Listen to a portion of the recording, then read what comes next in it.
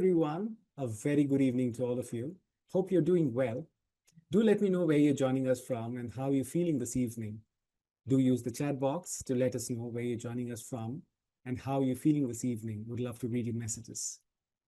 Nice, nice, nice. Lovely, lovely. Chennai, Bangalore.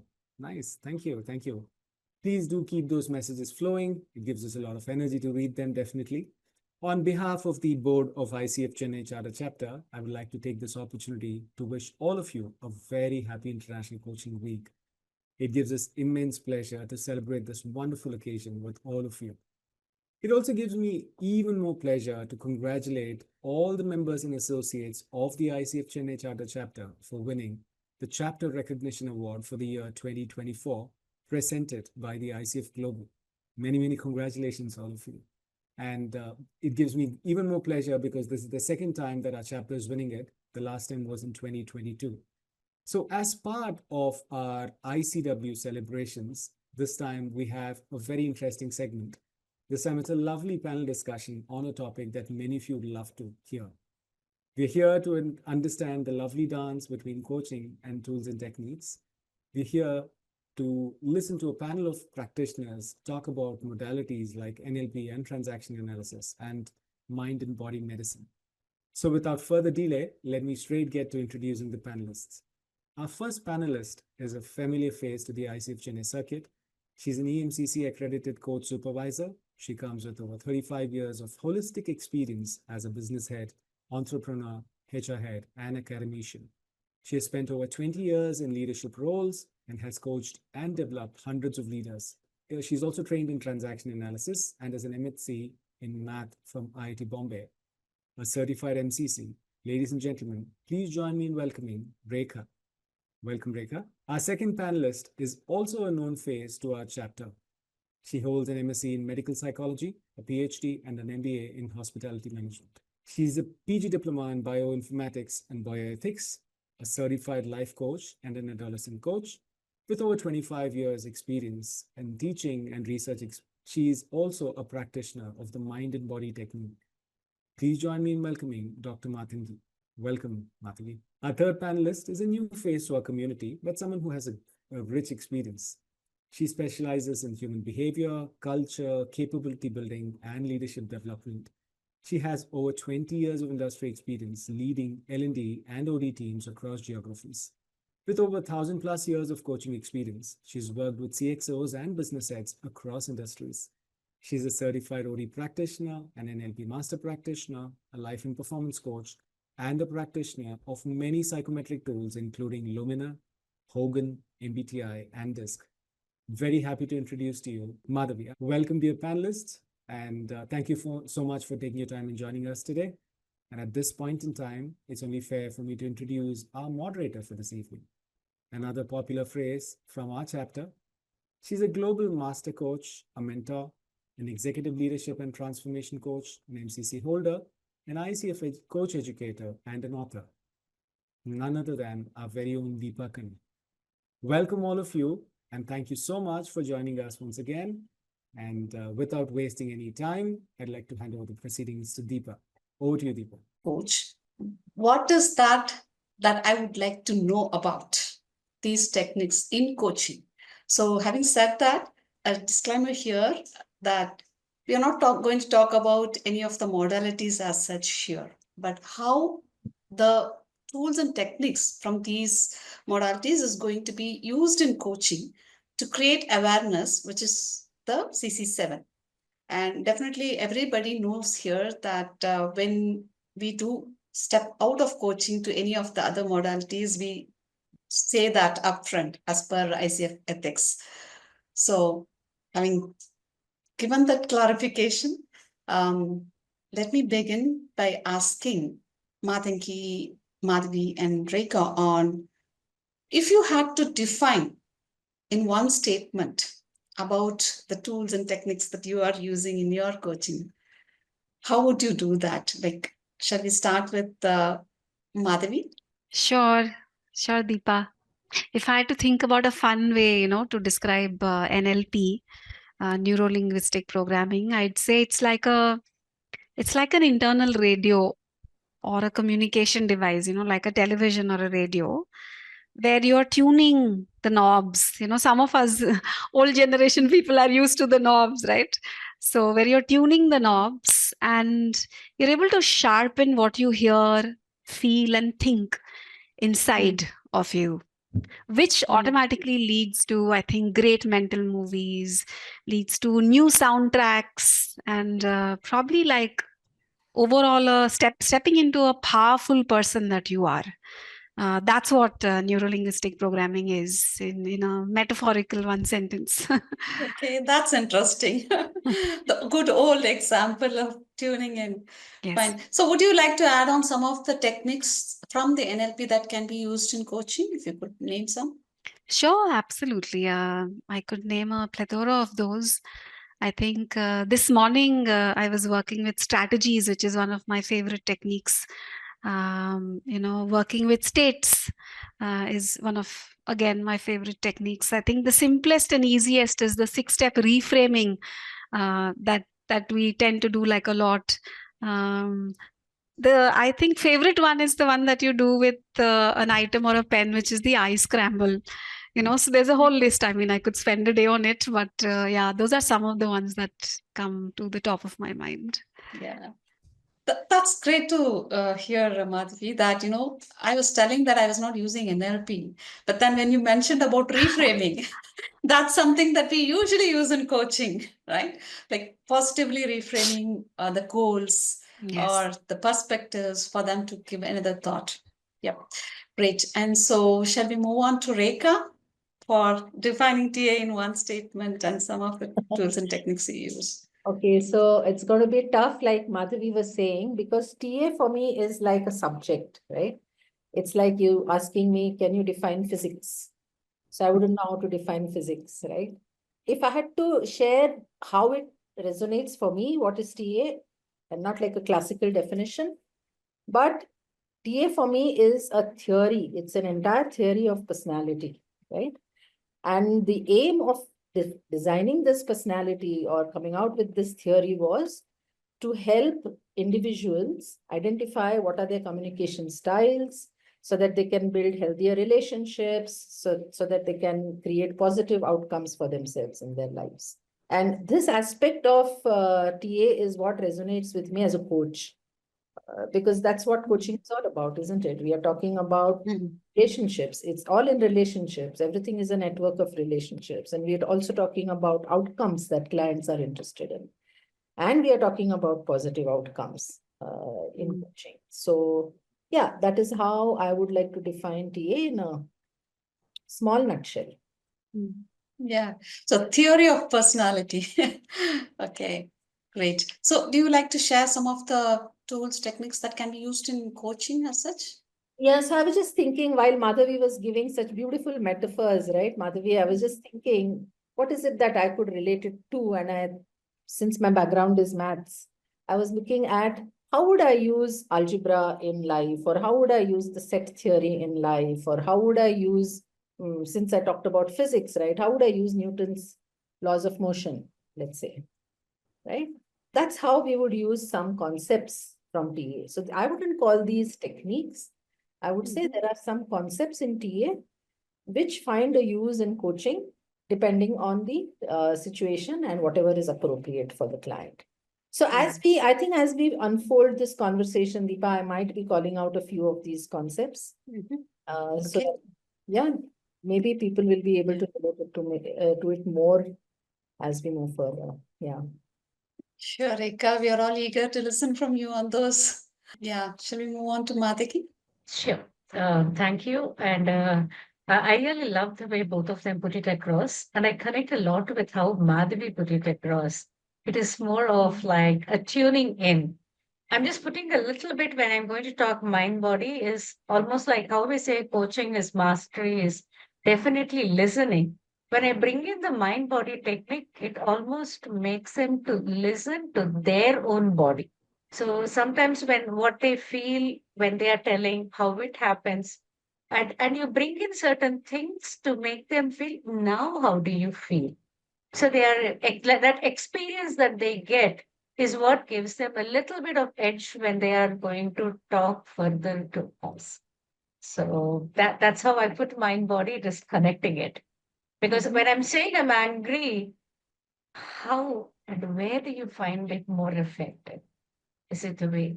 And when they start to say my head rolls or that my thought block happens, they start to connect it with everything with their body. So now use that to change their mindset.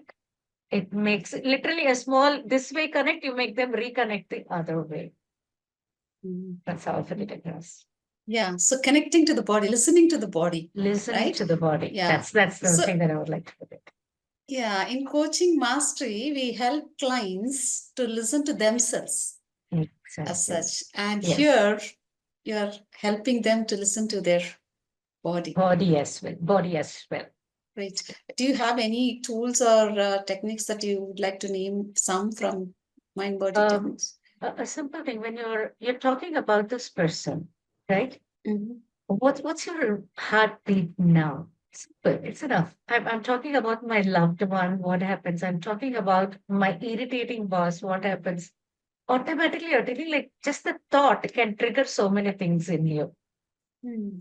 And you can just start to connect the dots and you say that, do you still want it? So that it makes them realize that just the thought is triggering so much change in me. If I'm going to live in their thoughts, what havoc it can create in me. It immediately makes them have the want. Where is my control to change? It's something, I'm just putting it in a very subtle one, where in the first few minutes itself, where we can easily connect. Hmm. Yeah. So it's more of connection, right? Correct. That's Yes. coming out. Yes, So it's asking questions related to body. Okay. exactly. I should say, Deepa, initially the one almost like a disclaimer that you gave. Mhm. I'm sure these mind body techniques are separately as something which is very well practiced everywhere. So Mhm. there is a word of caution whenever we practice that you said as well, that this is not a mind body therapy session. It Mhm. can be only used to bring them to our where we want them to. So that part is different, and this part as a coach, the way we use it is completely different. Yeah. True. True. Like, we are putting that disclaimer anyways that Definitely, yes, these definitely. are two I like different that. things. I like Yeah. the one that you said. Okay. Yeah. So now that we are talking about differentiating, right? In coaching, if I can ask Rekha, that we are not supposed to be leading the client in any way, especially in ICF coaching, right? So when we use these techniques, TA technique, wouldn't that be leading the client, and how do you approach that? It's a lovely question, right? We have to be mindful of the guardrails of ethics and norms, isn't it? So I just want to share the CC7 evokes awareness definition from the ICF competency framework, right? So evokes awareness talks about facilitates client insight and learning by using tools and techniques such as visualization, such as powerful questioning, silence, metaphor, analogy. Now, if you look at the focus on facilitates, so what is facilitating is basically helping the client to identify. And the such as kind of opens the ground or opens the space for being creative. And if you look at the ICF definition of coaching, it's about engaging the client in a creative process, isn't it? Now, for me, the way I interpret that, the creativity aspect shows up in evoking awareness, because our job is to get the client to think beyond their current level of thinking. That's also one of the CC7 markers, isn't it? If we rehash everything that they have already done, then that doesn't take them forward. So obviously we have to have them think something which they have not thought of earlier. And for that, we need to use our creativity. So I use questions. If that's not working, I use metaphors. That's not working, I use analogy. Then I scratch my brains and I say, now what else can I do? What else can I do? And the more I have in my repertoire, I look at it as I have so much in my repertoire. I pick and choose based on what might be useful for the client in that moment. What I feel might be useful. Of course, the client has to be comfortable using that. And so that is where the creativity comes in. So it's not about leading the client, because you're not saying, okay, now we are going to use TA, and because TA is a very fantastic methodology, and so I'm now going to, it's not like selling TA in the garb of coaching, right? I'm just using what I know. I'm using knowledge bases that I have at my disposal, right? I'm using the skills I have at my disposal. I'm using the experience I have at my disposal. I'm using the wisdom I have at my disposal to be creative in how can I get my client to think beyond what they have been thinking and move forward. And what I loved about what Dr. Matangi shared was, all said and done, TA or coaching for that matter is very cognitive. And I'm guessing so is NLP, right? I'm not sure, but I'm guessing. So it's about how we think. And it's about how we feel. And oftentimes you might have seen that even clients, when you ask them a question, how do you feel? They go into thinking. So the answer comes from the thought process, or I think this is how I feel. That's not what they're feeling. So getting them to, we also say coaching is about coaching the whole person. And we forget that the whole person includes the body, right? So I think this is a beautiful way of bringing in the somatic dimension through the mind. And coming back to TA, I got fascinated with what you were sharing, Matangi. So I just diverted a little bit. But yeah, so it's not like I'm trying to convince you that it's not leading, but I don't believe that it's leading, because we are facilitating client insight and learning. Yeah. That's great to know that how you connect it with the ICF definition, right? Creative process, facilitating awareness, and also thought-provoking, which is also there in the ICF definition. And yeah, that's great. And you also mentioned about it's about client as well as you at that moment and where you choose these tools or techniques. Yeah. So curious to know, would there be any difference when there is different type of niche that's being used in coaching? This approach or this technique would be different for different, like business coaching or life coaching or career coaching. Like how do you approach in that sense of connecting with the client in these different niches? See, I know that clients come with the focus on business coaching and career coaching and relationship coaching. Those are labels and words in their heads. Those are not labels in my head. Okay. No matter what goal you come to me with for coaching, I'm going to coach you as a person. So I describe it as, it is about taking a torch and shining it inside. So we have a torch, we're shining it inside, and we're looking at what are we seeing, independent of the external world. Of course, what we are seeing inside is influenced by what is happening in the external world, no doubt about that. But ultimately, what we have to address is what is inside, not what is outside, right? So, and it is a challenge.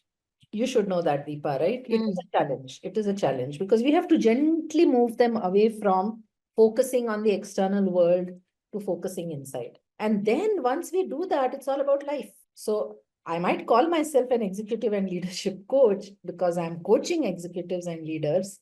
But what I'm doing over there is life coaching, because it is about them and it is about their lives. And so to answer your question, it doesn't matter what the niche is.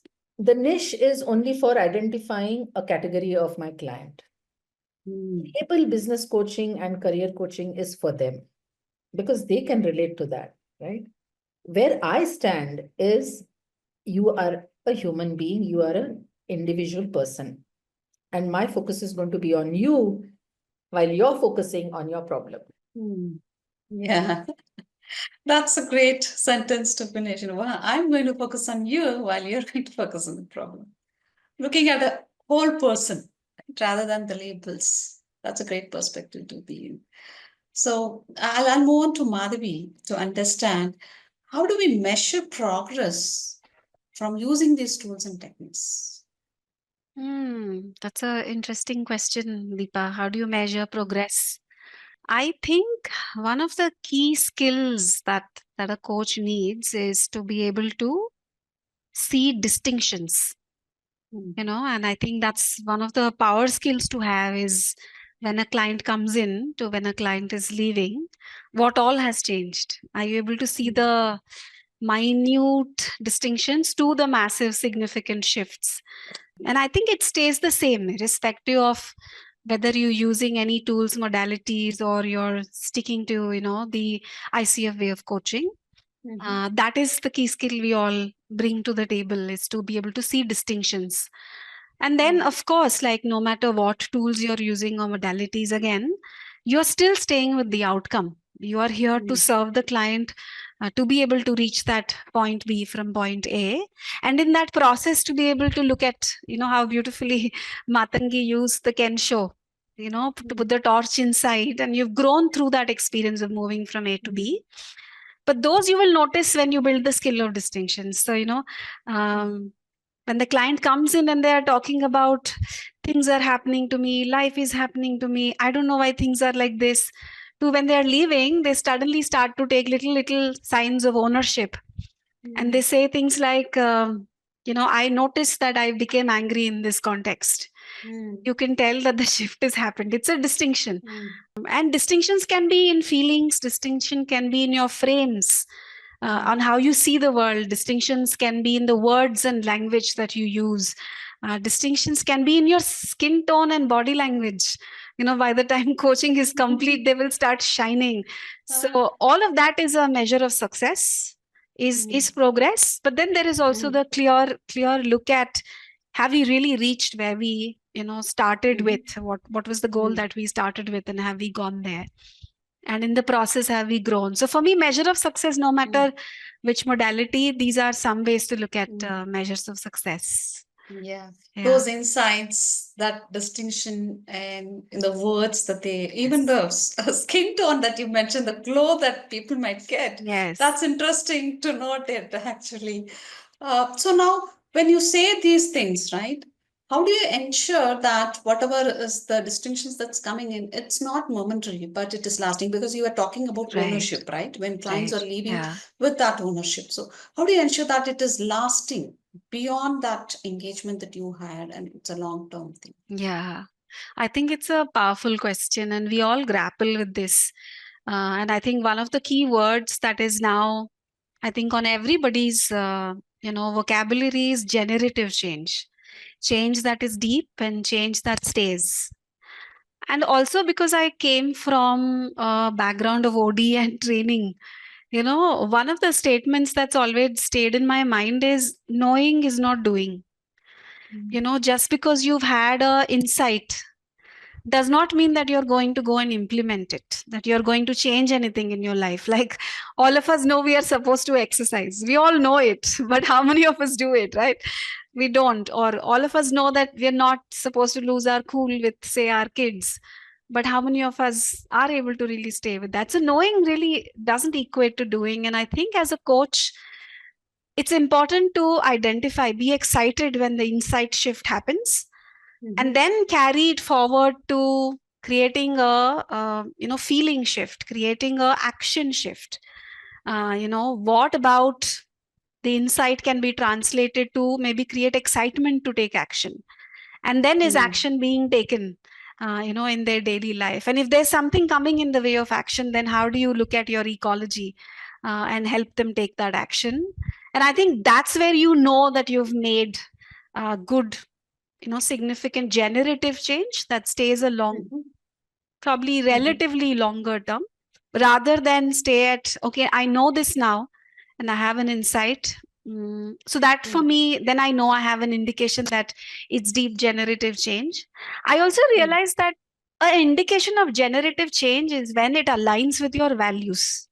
Like you will suddenly see some values shifting, like beliefs shifting. Then it's like deeper change, right? It's not just a thinking level change, and you'll hear it in their language, you'll hear it in their how they are taking action.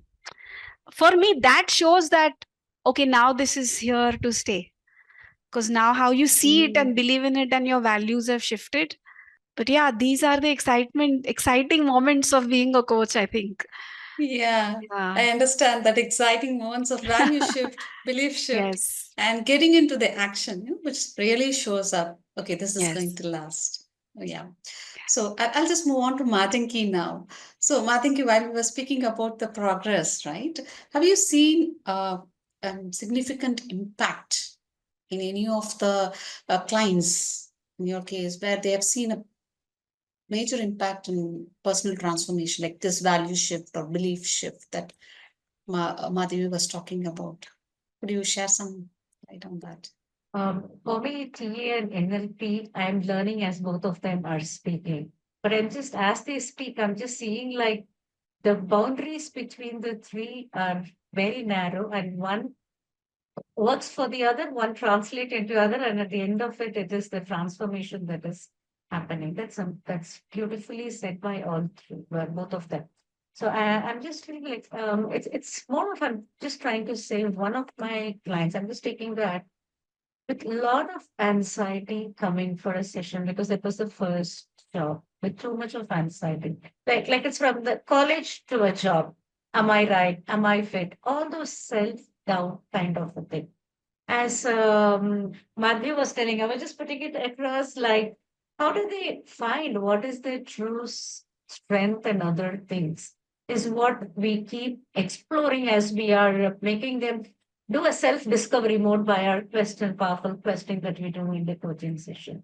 But the most important thing is to make them become grounded in the session, to feel how it is when you're grounded.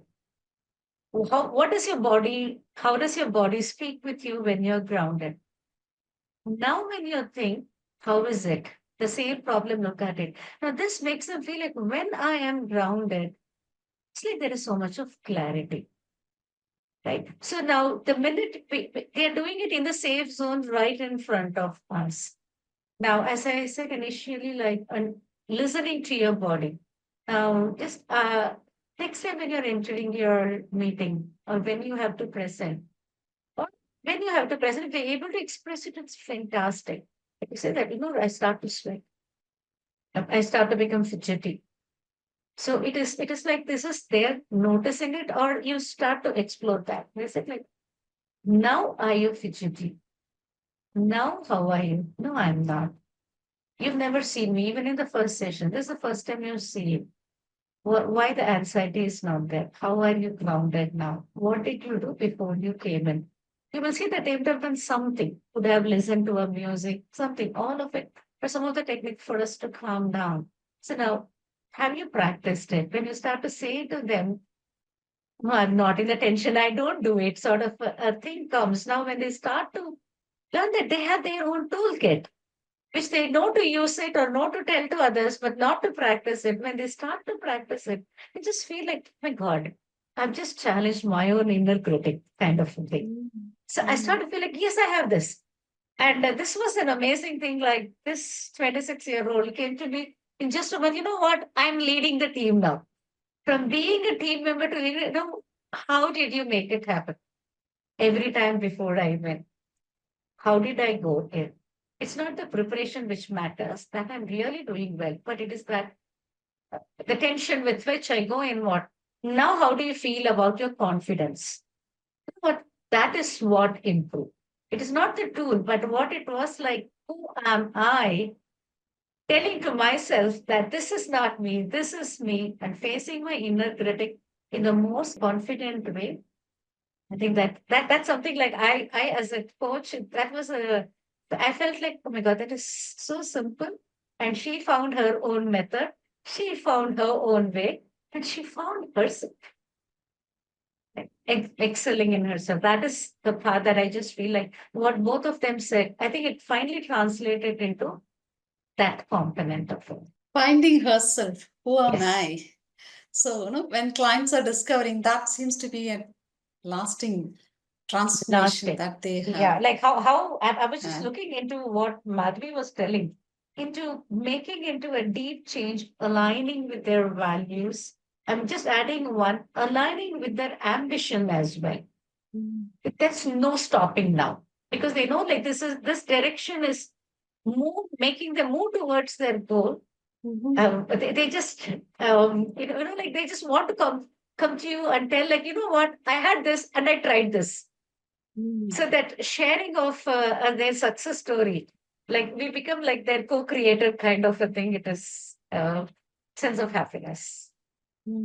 So with that co-creators and sense of happiness, I'm just curious to know, like you might answer if you're comfortable, like have you felt that using it for yourself personally? My God, a lot, Yeah. a lot. I always feel like before even I practice anything to anybody or I try anything to anybody, I am my first guinea pig. It is really, really, you just feel like how if I'm going to put like what it is like to just say like I juggle a couple of roles like each one of you at the other side of 50 when we're juggling multiple roles, there is a chance that we always go into that burnout, a little bit of frustration. So it's not just pausing. Sometimes that's stopping and listening to my body. I think that is what helped me to make me be less anxious. It's almost like I'm having a dialogue with my body and just feel like, oh my God, you've done things in a chaos. You've not been looking at you. You're doing this. Can you just stop, pause, look at yourself for some time, relax a little bit? It is just not relaxing. I'll say like it helped me reconnect with myself, probably even reconnecting with my purpose. From 25 years in one life to changing to another life, I think that happened only because of this. So you just feel like it is almost, I would say, like it was discovering some other facet of you, which was probably hidden by something you thought you're good at. Okay, so now the next half of your life, please try this too. Okay, so that's a baby step that I'm taking on my. Yeah, that's interesting, Matinki, that, as a coach, we are supposed to connect to ourselves first. We should know how to regulate ourselves before even helping others as a coach to regulate their emotions or their body. And so first we need to experience that in ourselves. That's a great perspective. I'm just adding one. I do practice this even before I go for a session myself. Some of the things, because I don't do too many sessions because my major part is my teaching, the professing that I do. But even when I do this coaching session, I just don't start it right away because I want to first be connected with myself, be present here and now. And I know that I am in tune with my body and mind. Then I connect, I'm able to be present for that 40 minutes. Sometimes it does extend, sometimes like some of the clients come a little more than that as well in the first session. So that really gives so much of energy to listen and be present. Yeah. Okay. That's connecting to the purpose and preparing yourself for the session. That's an interesting point. So I just wanted to ask Rekha also in connection with that. How do you prepare yourself before a coaching session? I'm learning to work on my mind-body connection in the recent past. This is something new for me that came to me during my coach supervision program, so in supervision, we have to use ourselves as an instrument, which means everything about ourselves, including what's happening in our body. And I realized how disconnected I am with my body. I mean, if you ask me, therefore, where are you feeling it? Are you feeling light in the chest and the head? And I'm like, no, I'm not feeling anything anywhere. And then I realized that same thing happens with clients. They're not connected to their feelings. They're not connected to the body, and so everything is only in the head. Yeah. So what I do in terms of preparation is I do a lot of meditation. So I'm also an Isha in inner engineering practitioner for many years now. So I do a lot of meditation. I do a lot of breathing, deep breathing. That for me works beautifully because it helps me to settle down. And I for sure don't keep any sessions back to back. Yeah.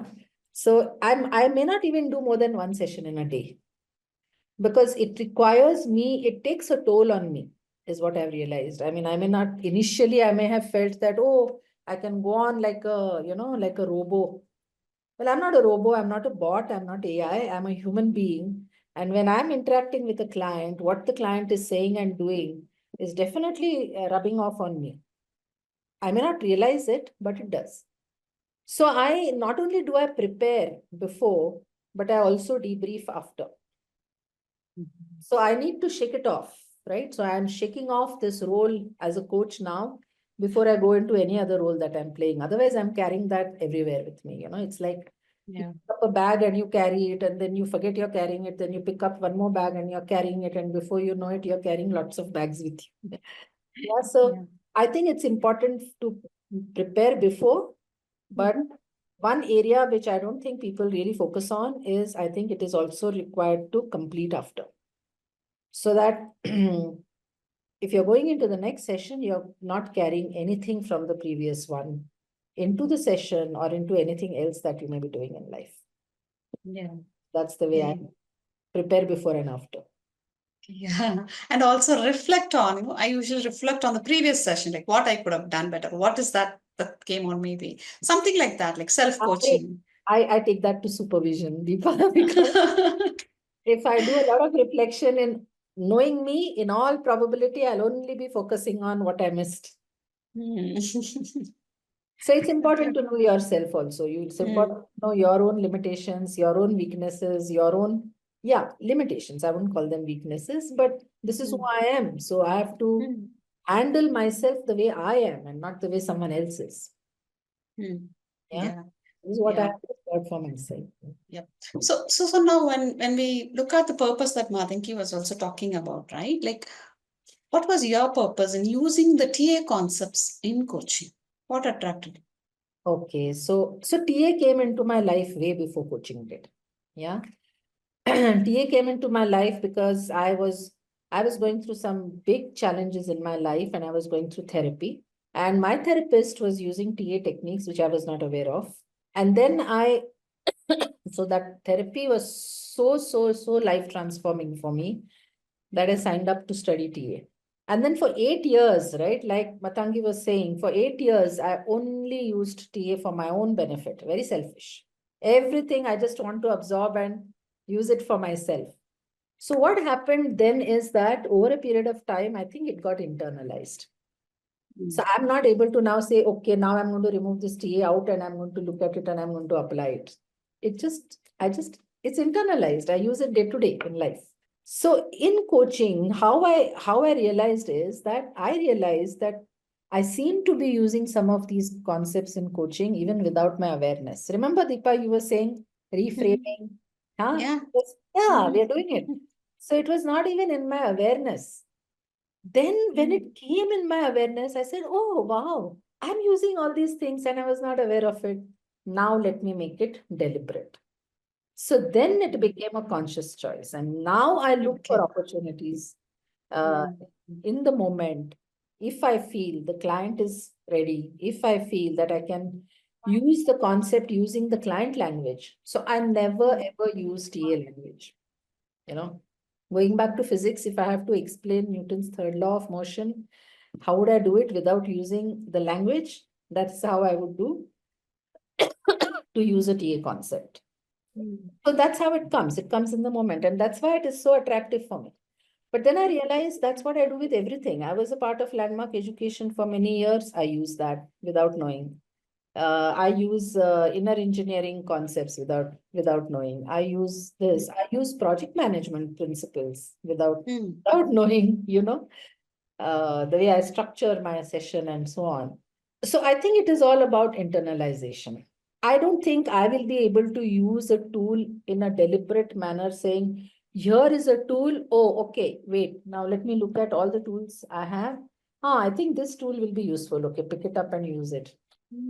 It won't work for me. It comes to me in the moment because it is internalized. It's internalized because I have used it so much on myself, and I have used it so much on myself because it has been so useful. Okay. Yeah. Okay. So that you have experienced that before using to the clients, and that came up naturally for you. Okay. So now that leads to Madhavi here when Rekha was talking about in the moment and the client language, right? It comes up. So NLP is Neuro-Linguistic Programming, right? Yes. So how does, like, what are all the challenges you faced in those languages? In terms of, many people would be using different languages. Like, Yes. how was Yes. your experience? Yeah. Well, I can give you an example, Deepa, is, in just a word like subconscious versus unconscious. A client might say unconscious meaning I'm not conscious, right? That's one of the meanings that is used. So then whatever the client is comfortable with, then sometimes instead of using a subconscious or unconscious, I might just say, hey, what's a word you would like to use to represent your inner intelligence? There is an intelligence in your body that's running all your organs. What would you like to call it?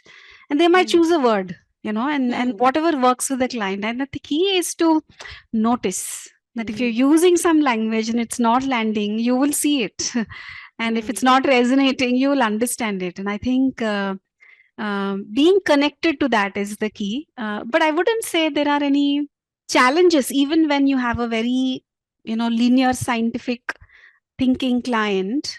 Even with them, I have done, processes like a body scan, where you're thanking your foot and you're thanking your heart and you're thanking your, head. And the client would have said, oh my God, this was amazing. Like, I've never thanked my foot and I realized how much I abuse it. And there is so much insight they will have, and suddenly they feel very, very grateful. And I don't have to do much, but the idea is that, could be anybody or anything, right? Language can be an enabler beautifully. Also to create that reframe and thinking, like when someone says, I had to get up this morning. What says when I ask them, hey, what if you replace that word have to I got to get up this morning? There are so many people who didn't wake up this morning and are dead. So, and just that, right? So language can be such a beautiful enabler. I think in that sense, and I resonate deeply with what Rekha said. Also, it is really about, I think, listening to your gut in the moment and going with what's the right tool right now, what's the client seeking, what's happening, and whatever comes up, right? I think your own inner intelligence that way can guide you beautifully. So yes, I resonate deeply with what she said. Yeah, I love that way of mentioning instead of have to, got to, just shifting Yes. to the gratitude mindset. That's a different perspective for people to think from, right? That's good to hear from you. So now, how do you tailor your approach for each client? So each person is different, each client is different. So how would your approach in NLP differ for each of the clients? Yeah. A lot of times, I think in the first 1-2 sessions, I get a sense of where is the linchpin, like where is the actual, attention or awareness, where is the challenge. I'll get a sense of it. And then I get to trial, right? Then I get to see, okay, I'll try something, I'll try a core transformation. Maybe this requires a little bit more depth in thinking. And I think it all comes from the gut for sure. It comes from experience because like if you're throwing stones, you know which one will skip through the water and fall only after you've thrown 20. You'd have watched kids do that on lakes, right? Beautifully. But that cannot be taught in theory. Only if you've thrown enough stones can you really master the art. And I think coaching is like that. Like you try something, you realize this is why it's not landing here. Well, you try something else. And I think experience definitely has taught that. But in the first few sessions, I feel like I get a good sense. And if this is an area that's a whole broad area, then I start work with identity and values and other tools. If it's a very simple, straightforward area, I'm struggling with this one conversation, then I go into smaller tools like submodalities or, dissociation or just a little thing that will help you resolve this. So it really depends on, I think, the first few sessions, but I try not discriminate basis, say a personality or their background or what they've studied. I try not to, I keep that outside of this space and look at what I see for the times. Yes. Yeah. Yeah. So the difference that we see is in the who as a person, not the Yes. background Yes. that they are bringing in, Yes. things like that. Yeah. Yeah. So that's great. And to Matanki, right? I was hearing from Madhavi that she also does that body scan, thanking the feet. So that connects to your body mind technique again here, right? So do you see any difference in this techniques being used to students versus an experienced adults actually? I actually have not seen much of it difference, but I would say like the state of mind in which they come is what technique that we bring in. right? That makes a big difference. Like a simple thing, I'll just tell you a simple thing to bring them to the present moment is the breath. The breath work is what we bring in immediately. The breath work works with a kid, works with an adult. But only thing is that how do we bring the breath work with a kid? The simple thing, when we do it with a kid, the same breath work, but when we do it with the kid, we just tell them to trace your finger. Every time you go up, breathe in. Every time you come down, breathe in. But you have to do it as slowly as possible. Both of us will do. Let's see who finishes last. He is the winner. So in that way, you bring them slowly. But with an adult, you don't. It's the way the method. But both of it, and as a physiologist, if I'm going to say both of it, shifts from the sympathetic dominance to the parasympathetic dominance.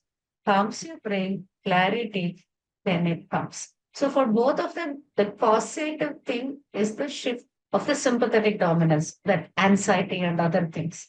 Can I change that? Which tool that I use that? That is how I have seen the difference. And when I use it, is again, I'll have to look into what are the things. I fully agree with what both of them said. Like it is sometimes you feel like this is the time I want to give them. Like that is especially with a kid, with an adolescent when they're coming in. Some come in with the consent that has been got by the parents. Some not. She brought me, so I came. So you know that he's not ready for the session, right? So at that time, you have to definitely have something that you bring in. As an adult, they come mostly like wanting. That's when they come to a coach. So their anxiety spells are little lesser. But there, when do you use it? Again, it becomes like they have to take a decision, but they're looping. They are literally like there's certain things that you see, like using the same words again and again, being really, really over analytical, or sometimes little bit of emotionally flooded as well. So at that time, somewhere down, instead of digging them really, really cognitively deeper, you just feel like, can we take a pause? Can we just stop for a few minutes and then we just see what we can do it? That's how I use it in an adult. Okay, so that in that time, that's the time when the same thing, they start to look at it in a totally different perspective. Otherwise, you don't know, it's almost like the chakra view. They've gone into it and they're sucking you also into it, and you just feel like it's just time is going and we are not anywhere near what we have to do. So two different spectrums. Yeah, so that looping and repeated words is something that we need to be mindful about to capture at that moment, to use these techniques to get them out of that perspective. I just love how Madhavi said, like that's really, really true. When we do the body scan meditation and we start those words that we say, start to thank the sense of gratitude which we have taken for granted, even my food. I have taken even the person, my life partner as well. So you start to see like you're bringing in the sense of gratitude through your body. And I'm really loving. Both of them are also connecting the mind body. Yeah. All three of We us see a lot of like connects. yeah, connects in that body, mind, body. That Yes. no, as coaches, we have to connect to ourselves first and help others. So while you're saying this, right? When I assume that when you mention kids, we don't usually coach kids in an ICF. I'm calling kids are the adolescent. Okay. Adolescent, the students. Yeah. Yes. Yeah. So now what if they are showing resistance in connecting to their body? We're talking about connection to the body, right? Okay. These students or adults. I'm just happy. I'm just happy that you asked. Yes, you definitely see that resistance. It is something like when they are. Can you just close your eyes for a minute?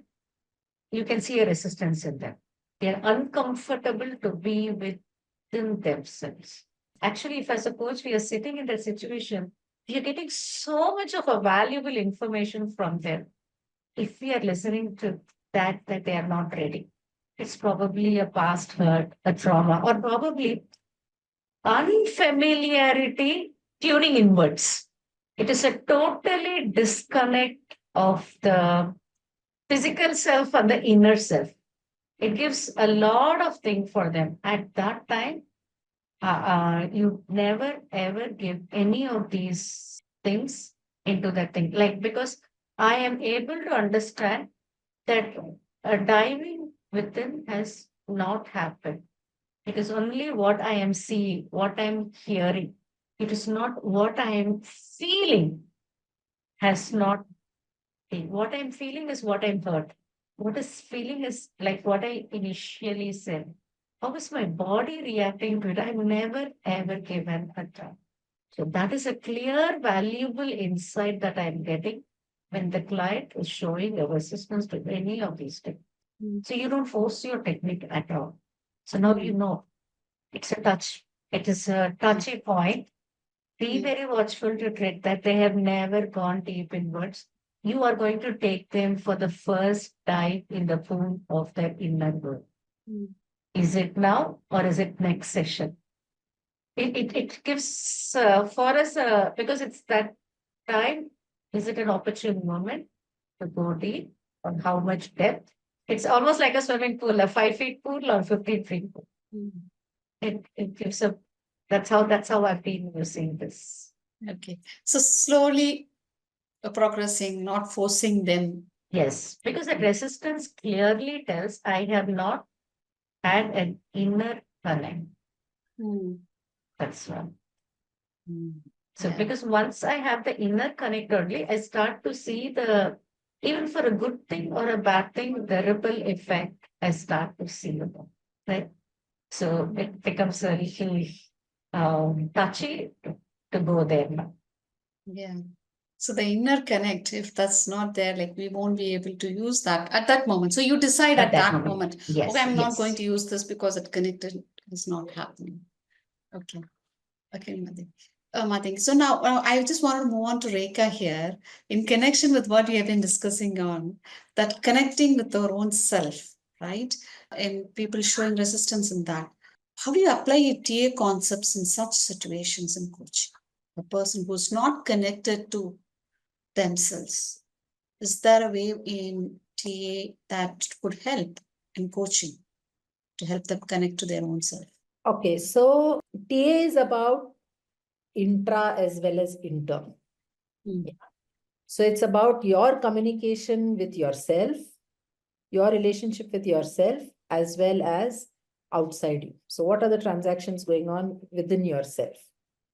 Right? So TA also talks about that. Now, if the client is not connected, okay, I'm going to borrow from what Madhavi said. Is that really true that the client is not connected? So either they don't want to acknowledge that they are connected, which then makes me ask myself, is there adequate trust in our relationship? Is my client feeling safe? Not safe with me, but is my client feeling safe within themselves to go deeper, right? The resistance may come from there.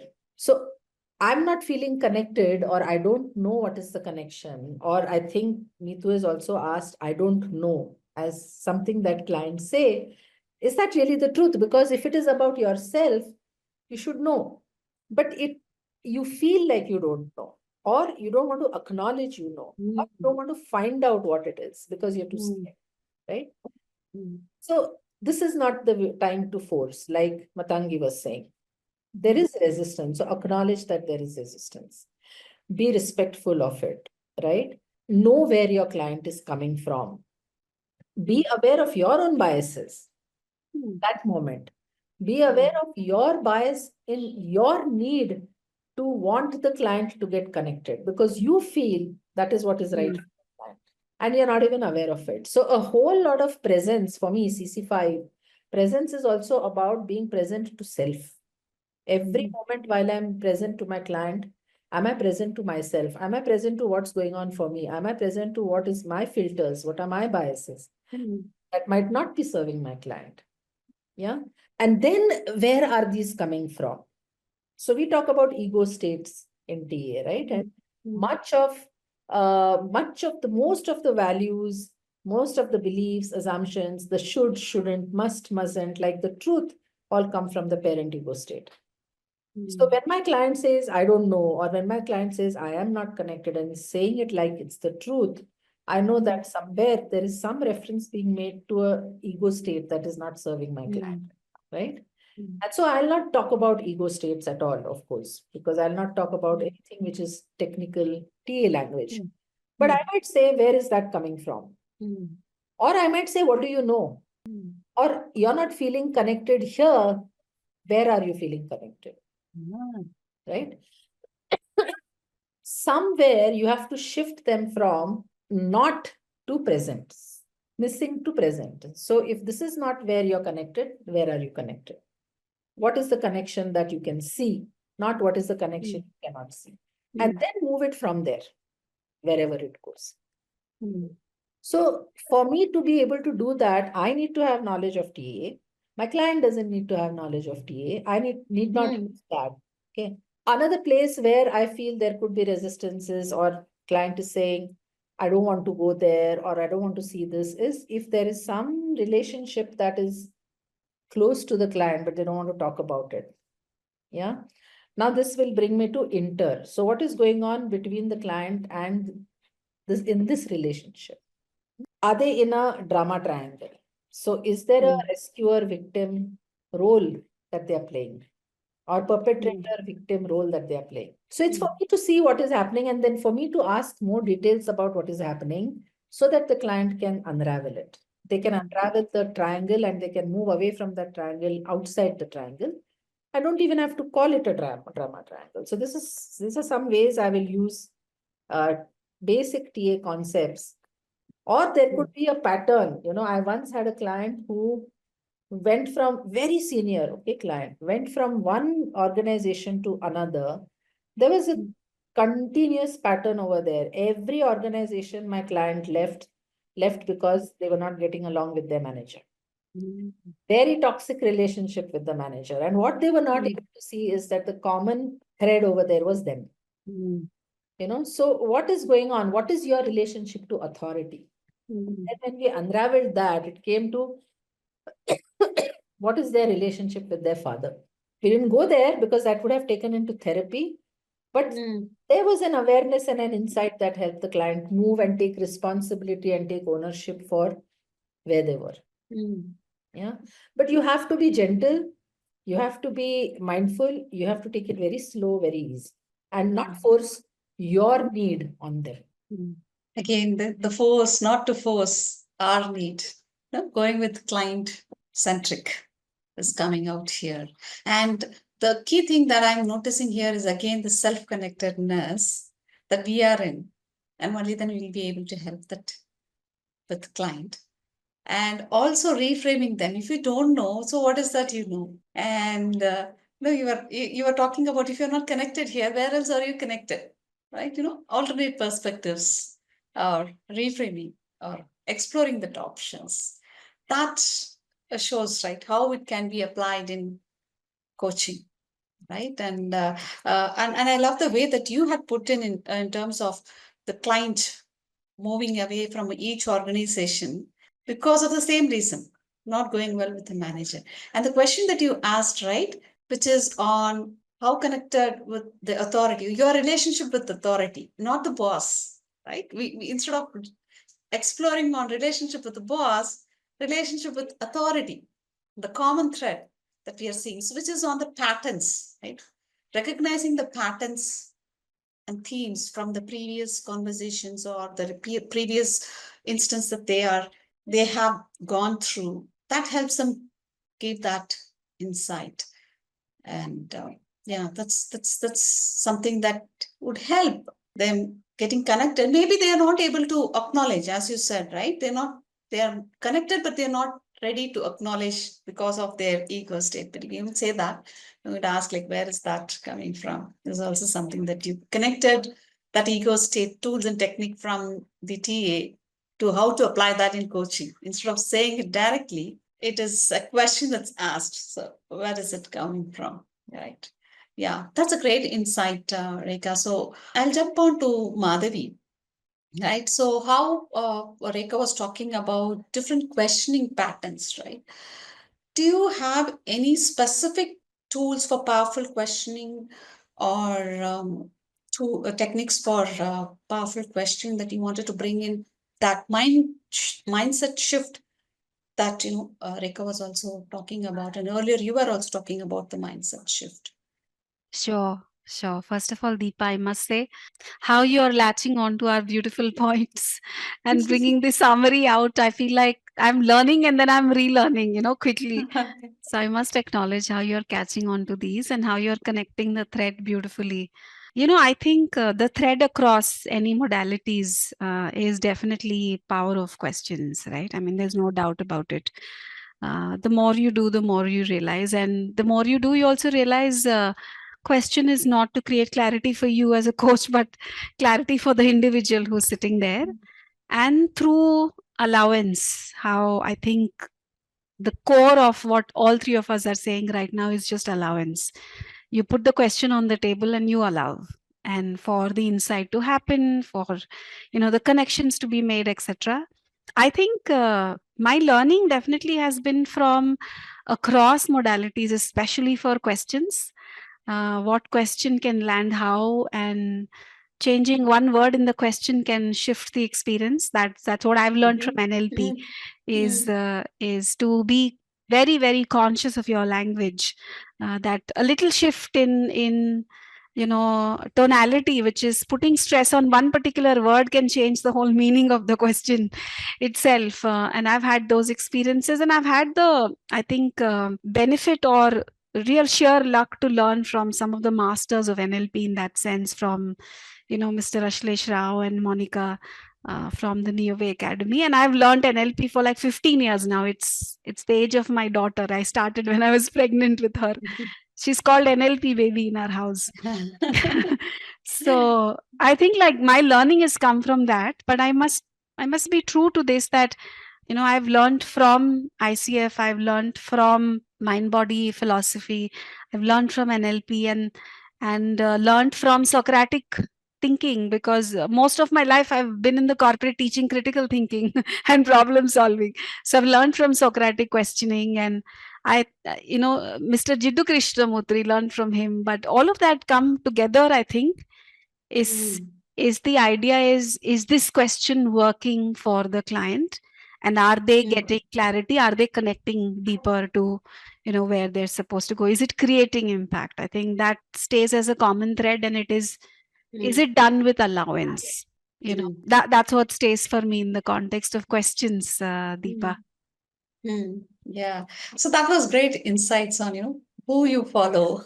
Yes. And from whom you learned, so that can be used as tools and support for people who are looking to learn more about this techniques. If I may add just one more thing, I think over the last few years, I've also learned like different mode of questioning through core transformation, which is taught by Tamara and Mark Andreas, but very different style of questioning again, just taking you deeper and deeper and deeper into understanding your core states that you're seeking, your needs that you're seeking, very, very close to TA again. I think that was another like really deep insight into how to ask questions to take someone deeper. How do you step into that state before you ask that question? Because you can't ask that question from a different state. Yeah. Then how do you step into that state before you ask the question? Have been, I think, blessed with good gurus in that sense. Yes. Yeah.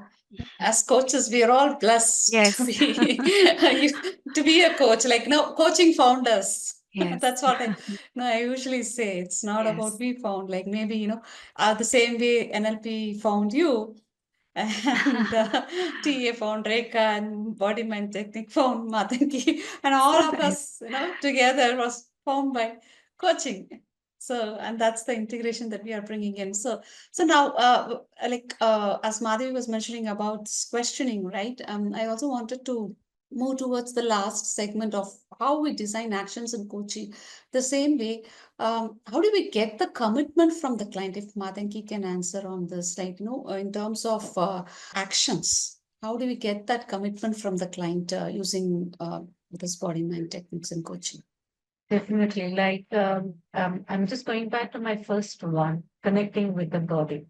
So let's take one action agenda for that from that session. They have decided to take it. Just allow them to take it And a couple of days when we're going to check in, we start to tell them, like, just start to write, how did you sleep today? How was your eating? How many times did you look at yourself? You start to make them look into all these things in them. Okay, how many times did you get to smile at others to wish to them? Sort of a thing, which I say that this is in no way connected with your action, is what they feel, but they just start to feel like the transformation that it has made. So it is connecting again who they are with their body, makes an amazing impact. So once they're able to tell, you start to make them to write it as well.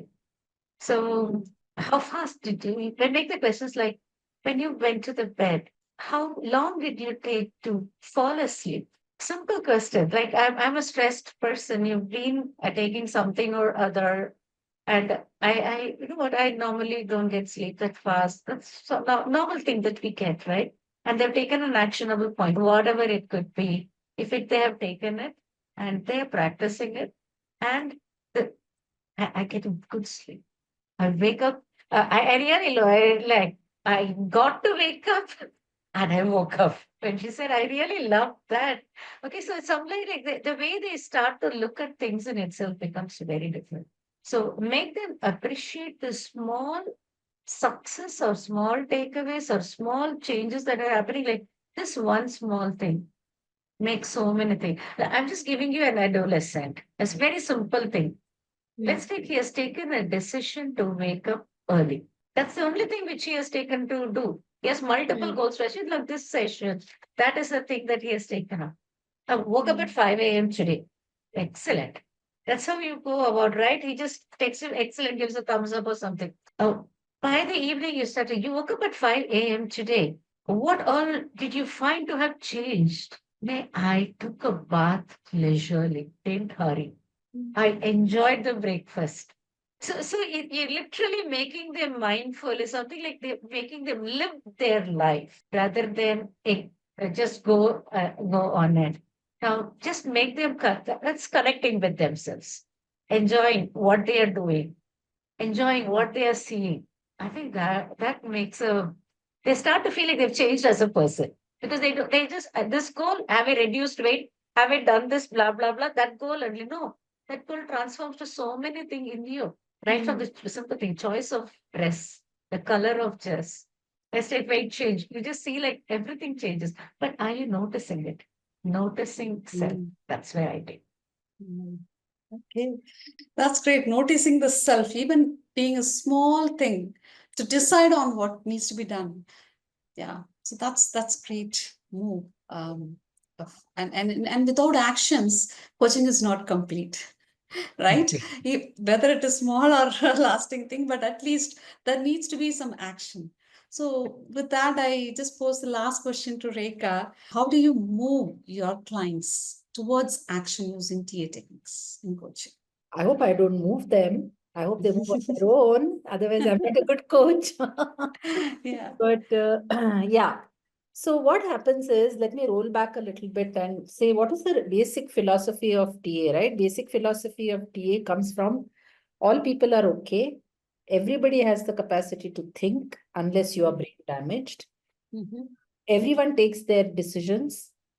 They have taken decisions, so they can change their decisions. Now, in the session, through exploration, so where TA is used is not in CC8 in actioning, right? Where TA is used first is in goal setting. Is this your goal or is this coming from your parent ego state? Which means, is it something your parent wanted for you or is it something you want for yourself? Once they get clear of that, right? So a lot of work done in goal setting itself. Then we look at what are those beliefs, assumptions, values that might be, not serving them in this instance. Now, using TA concepts, if useful in those instances, once they see what made them take these decisions and then take ownership for that, then they have the agency to change those decisions. And that is what I linked to inspire. Look at, again, back to ICF definition of coaching. We are partnering with the clients in a thought-provoking and creative process that inspires them to maximize their potential, isn't it? Unless and until they're inspired to take those actions, like Madhavi, I think, was talking about ecology, their environment is going to be resisting change, for sure. So how do they build these actions, taking ownership for this new discovery which they've made for themselves, taking ownership for their decisions? How do they build actions that will survive the resistance from the environment? That is what we partner in designing. And then they are inspired to take those actions because now they're going out well prepared, right? I always compare it to sending your child out to a hostel for the first time. When my son went out to Pune to do education, he was just 18. So many questions. Do you know how to do this? Do you know how to do that? Are you prepared with this? Who will you contact over there? What if something happens to you? What will you do? So I always look at CC8 like that. The way you send your child out well prepared, that's how we should send our clients out, well prepared around those actions. So what are those actions? What are those barriers? How will you sustain? And now, because they are inspired, it will happen. So that is the nudge, actually. It's lovely to see, to get started with the creative process and thought-provoking lines from the definition of ICF, and then ending again with the definition of ICF in a more inspiring way, right? So that's great to listen to all the panelists who are mastering their own techniques and coaching. I must acknowledge, right, all of us being the women panelists, and there's no diversity here. But anyways, I could see that, Madhavi talking about NLP baby, and Matangi talking about kids, and Rekha talking about the son getting out to hostel. So we are all relating to our children anyways. So Madhavi, just convey my wishes to the NLP baby. So now I must acknowledge this discussion, right? Getting to the last of it.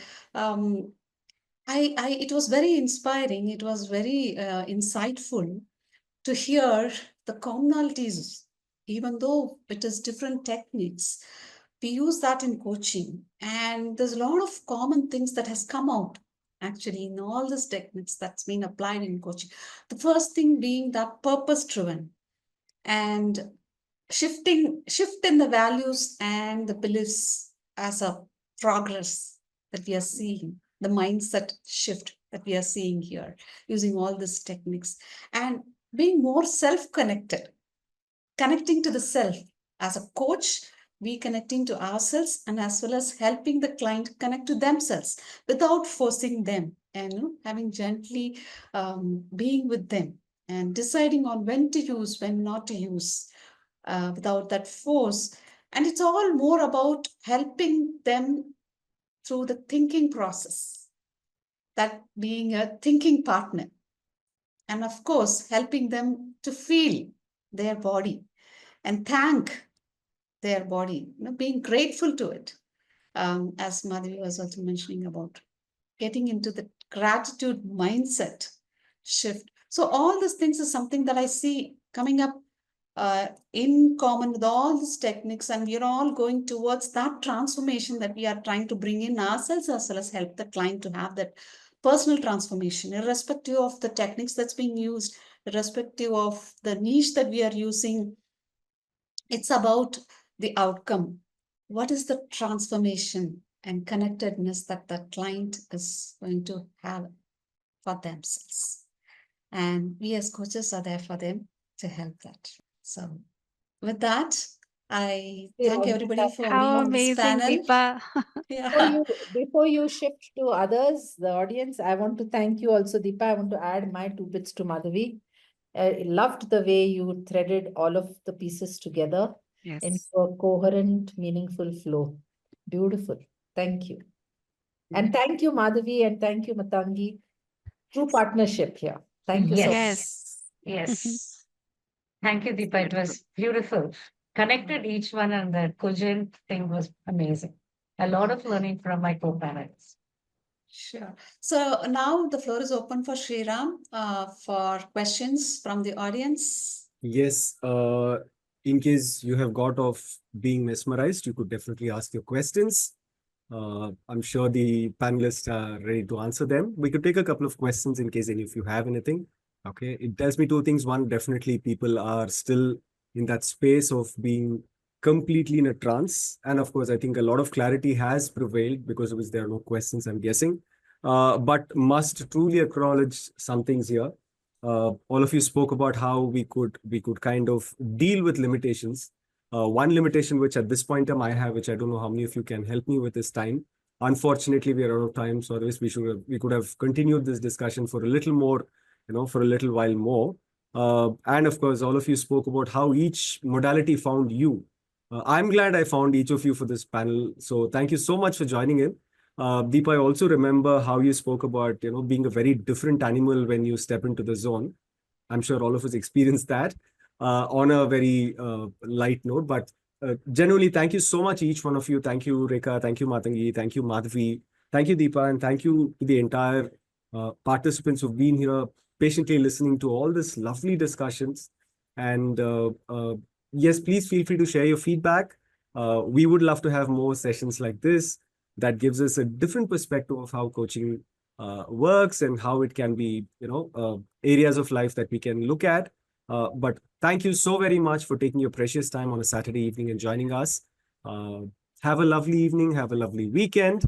God bless. Till we see you soon. Take care. Bye-bye. Photos you have taken, Sriram?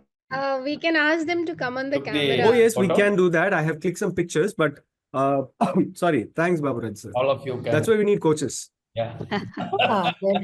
Come on, wait. Yeah. All look Thanks, Baburaj and Shriram for organizing this and giving us an I opportunity. think Absolutely. fantastic Our way of, pleasure. all three. I am also an NLP certified guy, and TA is core to my health. But the way in which three of you and the way in which Diva you anchored and questioned, fantastic. Actually, some of the words you have used, the way in which you have explained, I think we are lucky 21, 22 people. I was expecting that it is a miss for many people who could not come there. Fantastic session. I really enjoyed. I really enjoyed.